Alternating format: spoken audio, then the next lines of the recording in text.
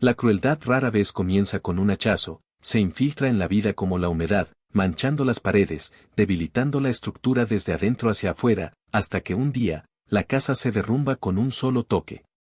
Durante años, viví en una casa emocionalmente húmeda. El toque que la derribó llegó en una noche de Navidad, en el lugar más improbable, y no fue de mi mano, sino de la de una mujer que apenas me conocía.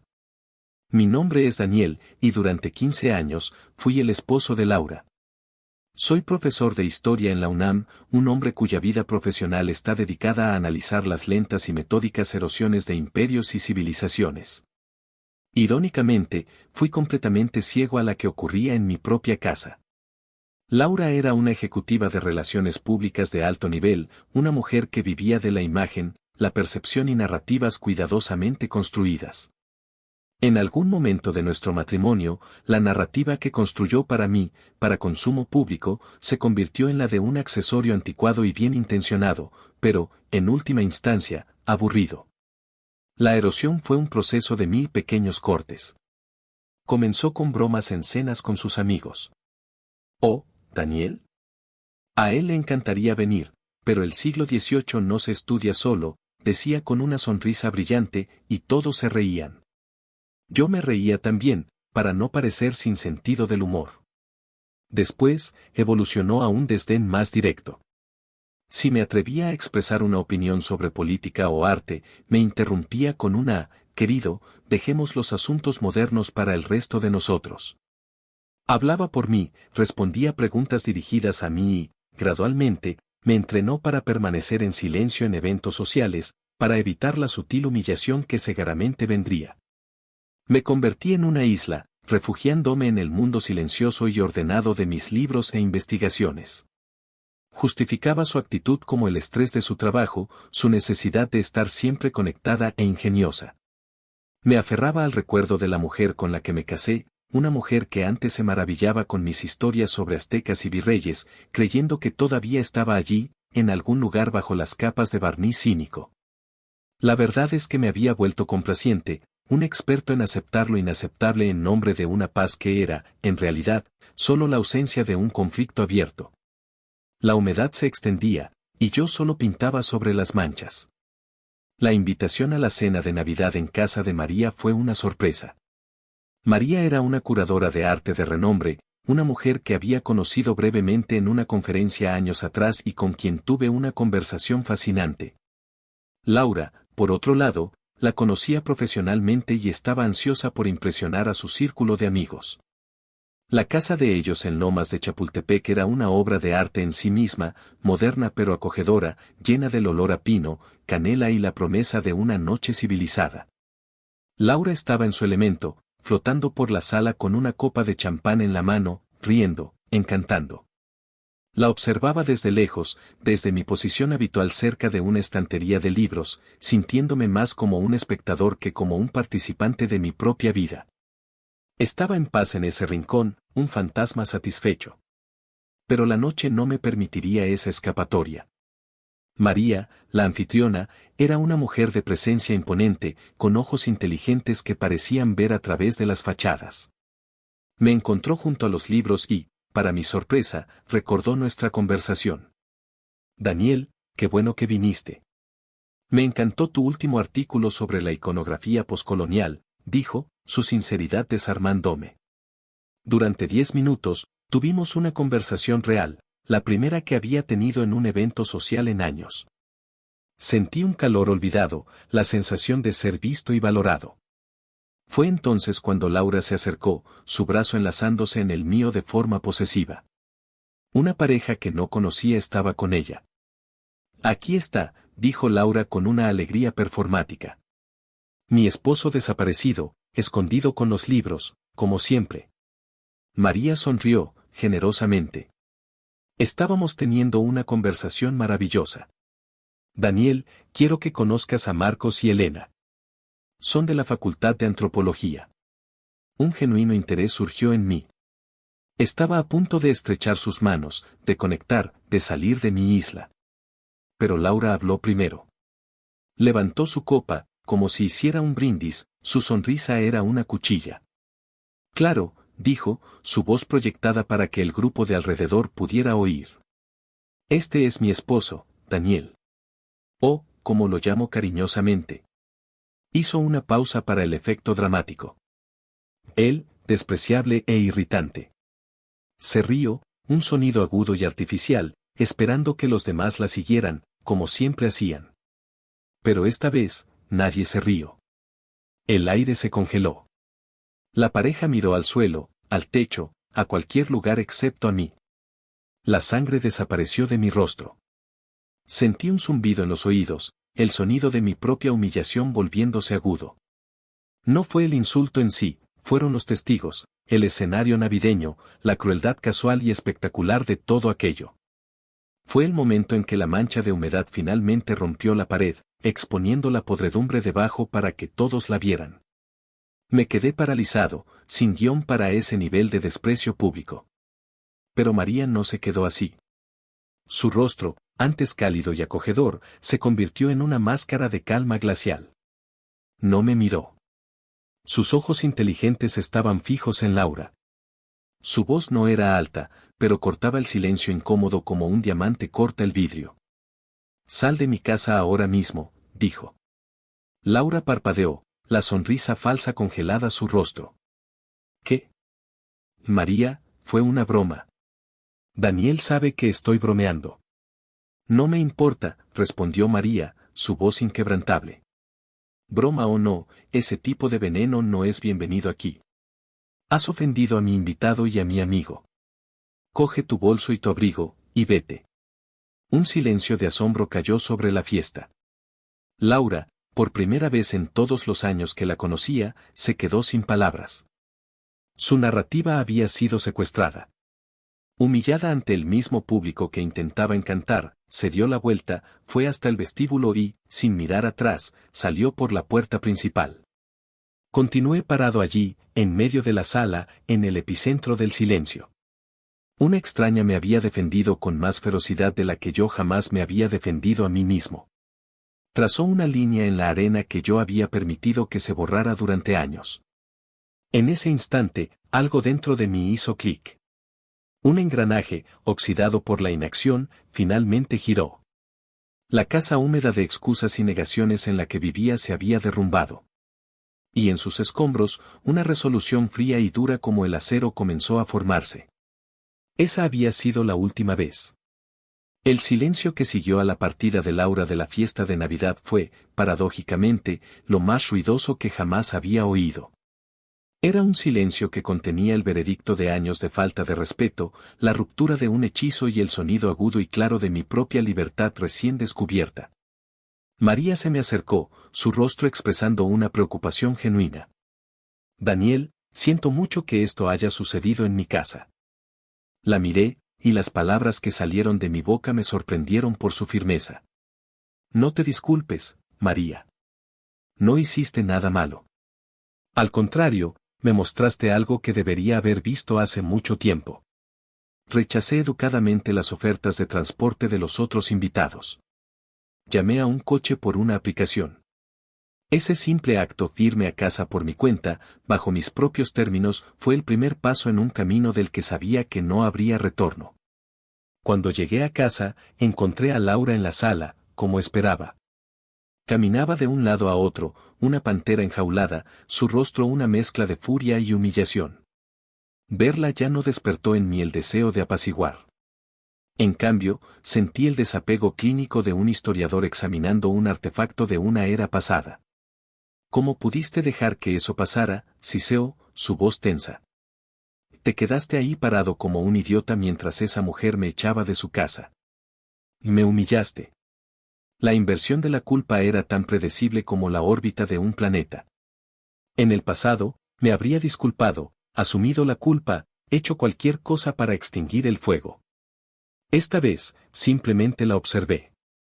Dejé que su ataque pasara por mí sin encontrar ningún punto de apoyo. Escuché lo que dijiste, Laura, hablé, mi voz calmada y nivelada. La broma. Despreciable e irritante. Eso no fue María. No fueron los otros invitados. Fueron tus palabras. La única pregunta que importa es, ¿eso es lo que realmente piensas de mí? Fue tomada por sorpresa por mi negativa a pelear en sus términos. Fue una broma estúpida. Una broma de mal gusto. ¿Vas a crucificar 15 años de matrimonio por una broma? Una broma revela mucho, respondí. A veces, lo revela todo. Y entonces, anuncié el primer paso de mi nuevo proyecto. Voy a dormir en el cuarto de huéspedes. Creo que necesitamos un poco de espacio para pensar. Sin esperar una respuesta, me di la vuelta y caminé por el pasillo. Cada paso parecía decisivo, como si estuviera reclamando un territorio que hacía mucho había sido cedido.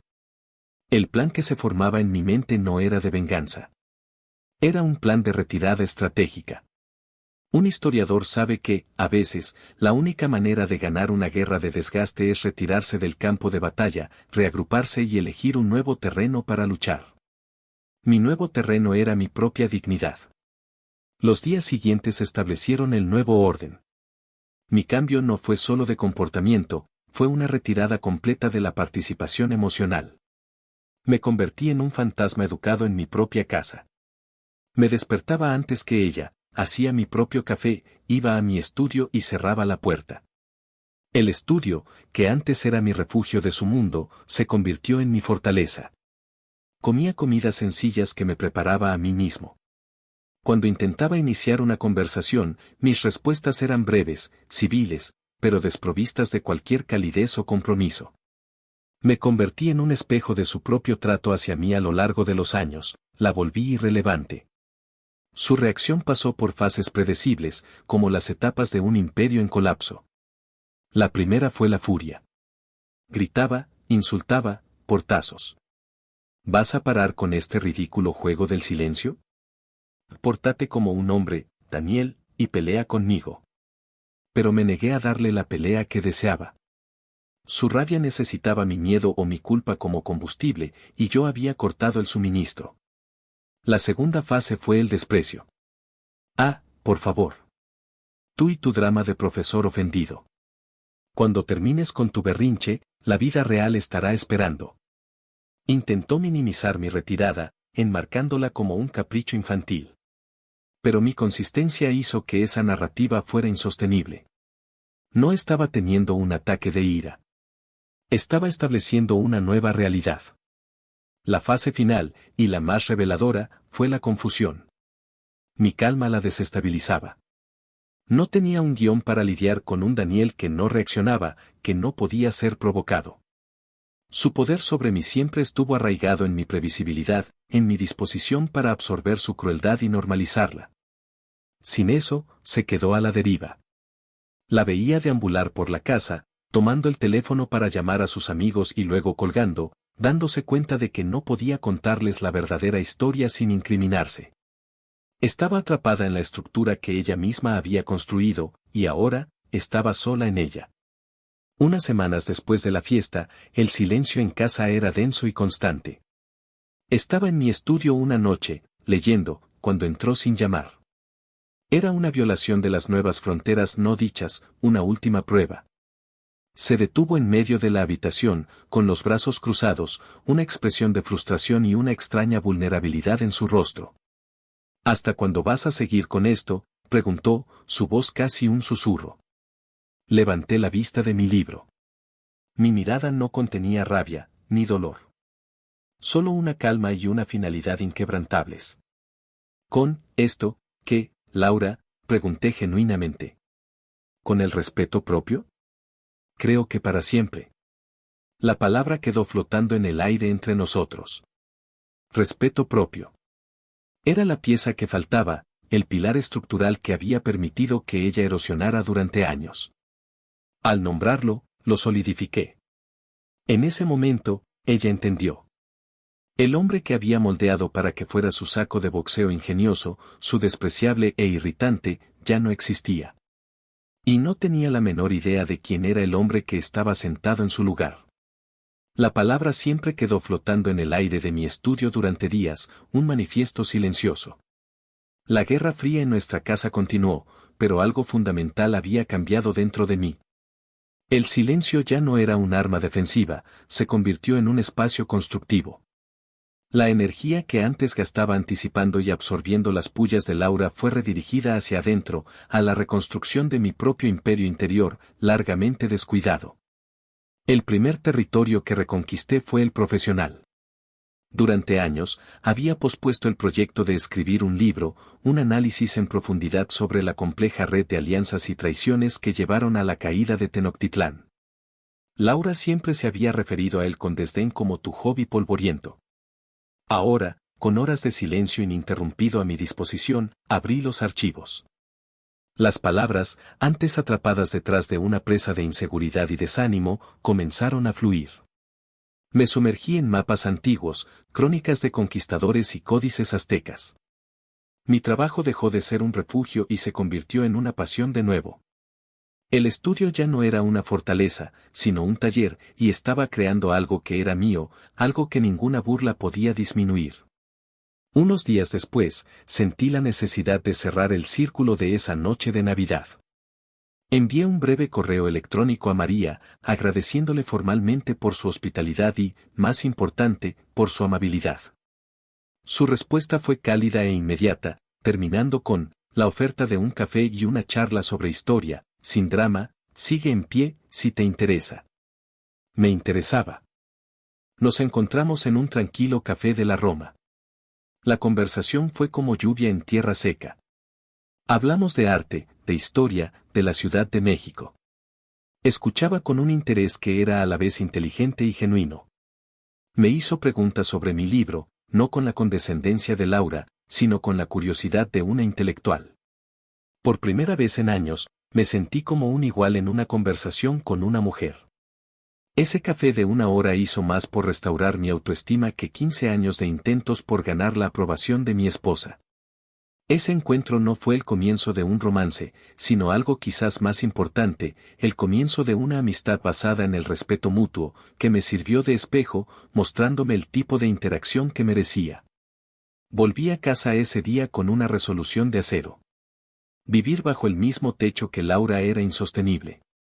La separación emocional necesitaba convertirse en una separación física y legal. La semana siguiente, concerté una cita con un abogado de divorcios. La reunión fue discreta y metódica. No quería una guerra, quería una disolución limpia y justa de una sociedad que había terminado mucho antes de esa noche de Navidad. El abogado, un hombre pragmático, lo entendió perfectamente. Trazamos los pasos, y salí de su despacho sintiéndome más ligero, como si finalmente hubiera firmado la orden de demolición de un edificio condenado. Laura, por su parte, sintió el cambio en mí. Ya no estaba simplemente callado, había una nueva energía en mí, un propósito que la excluía por completo. Debió haber oído la animación en mi voz cuando hablaba por teléfono con colegas sobre mi investigación, o tal vez vio la luz encendida en mi estudio hasta altas horas de la noche. La percepción de que me estaba perdiendo de verdad la llevó a un desesperado cambio de táctica. La agresión y el desprecio fueron reemplazados por un intento de negociación. Una noche, llamó suavemente a la puerta de mi estudio, algo que no hacía en años, y entró con 2 copas de vino. ¿Podemos hablar?, preguntó, con voz suave. Habló de nuestra historia, de los buenos tiempos, de los viajes que hicimos. Sé que me equivoqué, Daniel, dijo, sus ojos buscando los míos. Fue una broma horrible. Estaba estresada. Te extraño. Nos extraño a nosotros. La escuché sin interrupción. Cuando terminó, respiré hondo. Yo también extraño a nosotros, Laura. Pero, nosotros, no existimos desde hace mucho tiempo. En nuestro lugar, estabas tú y el hombre al que menospreciabas para sentirte mejor. El antiguo yo, que extrañas es el hombre que permitía eso. Y no va a volver. Yo no voy a volver. Su intento final fue el más primitivo. Unas noches después, cuando me preparaba para dormir en el cuarto de huéspedes, apareció en la puerta. Llevaba una bata de seda que no había visto en años, el pelo suelto, su mirada una mezcla de invitación y desafío. Fue un último intento de usar la intimidad física para sortear el abismo emocional, una apuesta a que los viejos hábitos podrían encerrarme de nuevo en mi antigua jaula. La miré, no con deseo, sino con una claridad triste. Suavemente, tomé la puerta y la cerré, el suave clic del pestillo haciendo eco del sonido de la puerta de la fiesta de María cerrándose para ella. Fue el fin. La última conexión con el pasado había sido cortada. El fin de semana siguiente, empecé a buscar apartamentos. Encontré un lugar encantador en Coyoacán, un barrio que siempre amé, con calles empedradas y una atmósfera bohemia. Era un apartamento en el último piso, con un balcón y estanterías empotradas. Era más pequeño, más simple e infinitamente más prometedor que la lujosa y fría casa en la que vivía. De pie, en medio de la sala vacía, con el sol de la tarde entrando por las ventanas, marqué el número del agente inmobiliario. Me lo quedo, dije. La reconstrucción ya no era solo una idea. Tenía una dirección. El proceso de mudarme fue como una excavación arqueológica de mi propia vida. Al empacar mis libros, cada volumen parecía un artefacto de una era diferente, el optimismo del inicio del matrimonio, la resignación de los años intermedios, la silenciosa soledad de los tiempos más recientes. Dejé atrás los muebles caros e impersonales que Laura había elegido, los objetos de arte que servían más como declaraciones de estatus que como fuentes de alegría. Me llevé solo lo que era esencialmente mío, mis libros, mis investigaciones, mi ropa y un viejo sillón de cuero que pertenecía a mi padre. El acto de cerrar la puerta de esa casa por última vez no fue doloroso, fue liberador. Mi nuevo apartamento en Coyoacán se convirtió en mi santuario. La luz del sol entraba por las ventanas e iluminaba los lomos de miles de libros, ahora orgullosamente exhibidos como la verdadera decoración de mi hogar. Las mañanas comenzaban no con la tensión silenciosa del desprecio, sino con el olor a café fresco de una panadería cercana y el sonido lejano de las campanas de una iglesia. Mi vida adquirió un nuevo ritmo, uno que era dictado por mi pasión y mi paz, no por la agenda social de otra persona. Escribía durante horas, las palabras sobre la antigua capital azteca fluyendo con una claridad que me sorprendía. Daba mis clases en la universidad con una energía renovada. Mis alumnos lo notaron, y nuestras discusiones en clase se volvieron más vibrantes. La amistad con María se profundizó, convirtiéndose en un pilar en mi nueva vida.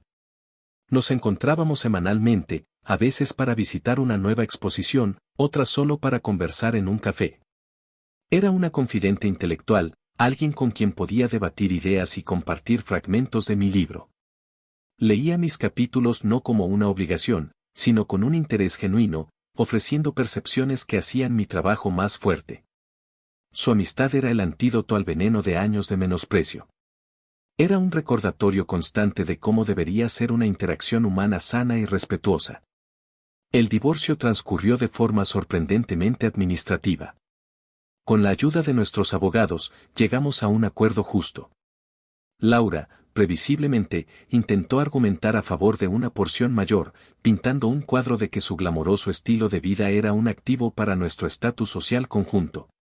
Mi abogado presentó tranquilamente los registros financieros que mostraban que mi sueldo estable, de profesor titular, había sido la roca sobre la cual se construyeron sus gastos impulsivos. Al final, la división se hizo estrictamente de acuerdo con la ley. El decreto final llegó en un sobre de papel manila. Lo leí, firmé donde era necesario y lo archivé. No hubo celebración, solo la tranquila sensación de un capítulo siendo formalmente cerrado. Las noticias de Laura me llegaban de forma fragmentada e indirecta, como ecos lejanos. Mi abogado, en nuestra conversación final, hizo un comentario seco, su equipo luchó bastante. Parece que mantener ese nivel de vida sin su base financiera está resultando un desafío. No necesitó decir más. La narrativa de Laura como la proveedora poderosa era solo eso, una narrativa. Sin mi silencioso cimiento, su estructura era inestable. Unos meses después, me encontré con un antiguo colega de otro departamento en la biblioteca de la universidad. Él y su esposa solían frecuentar las fiestas de Laura. Parecía visiblemente avergonzado al verme, pero después de unos minutos de charla trivial, dijo algo revelador.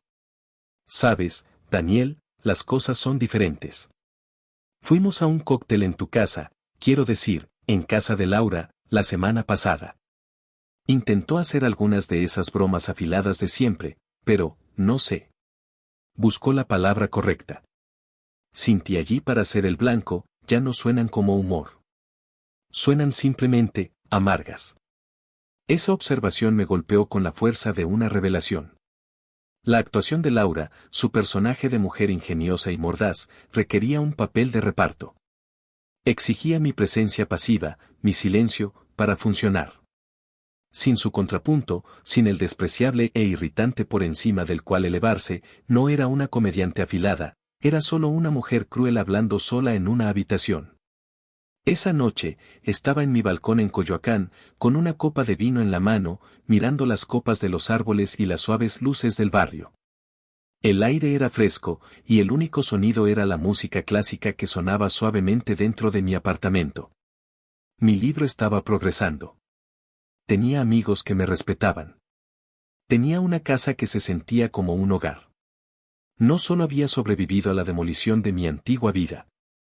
Había usado los escombros para encontrar los materiales para construir una nueva, una que era más pequeña en escala, tal vez, pero infinitamente más fuerte en sus cimientos.